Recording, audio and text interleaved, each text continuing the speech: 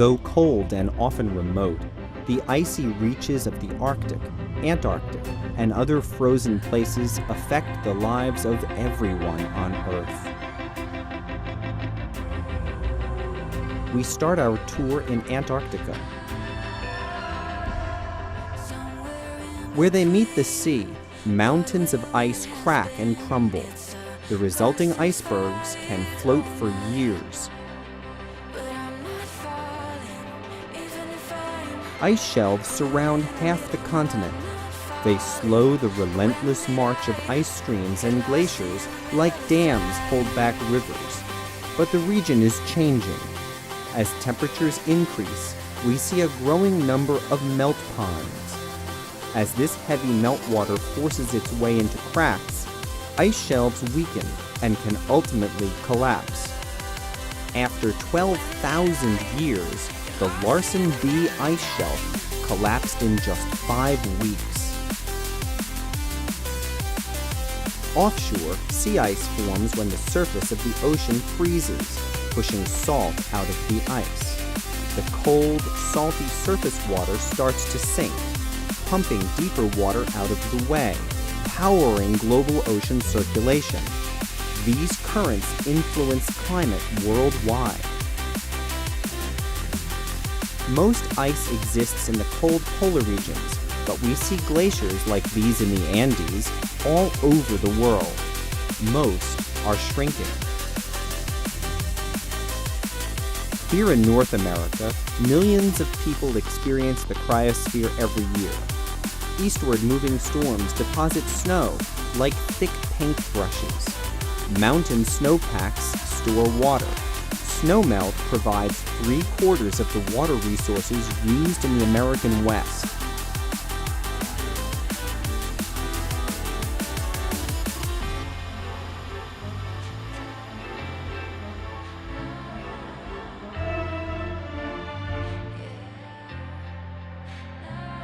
Substantial winter snows produced a green Colorado in 2003, but drier conditions the previous year limited vegetation growth and increased the risk of fires.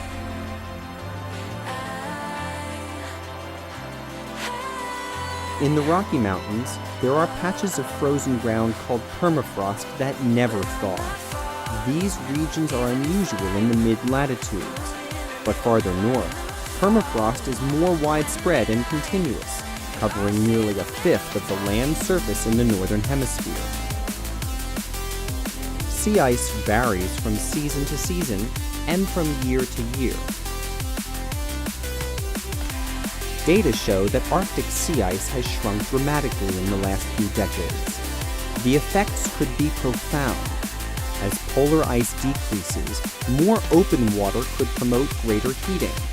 More heating could lead to faster melting, reinforcing the cycle. If this trend continues, the Arctic Ocean could be ice-free in the summer by the end of the century.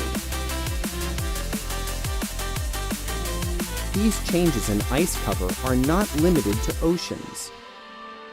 Greenland's ice sheet contains nearly 10% of the Earth's glacial ice.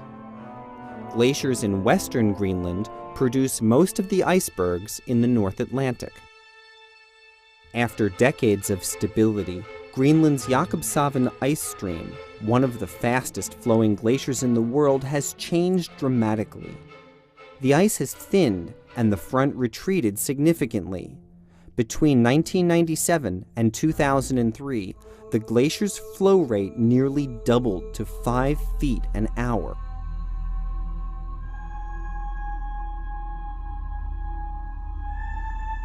These are just some of the cryospheric processes that NASA satellites observe from space. Continued observation provides a critical global perspective as our home planet continues to change, day to day, year to year, and further into the future.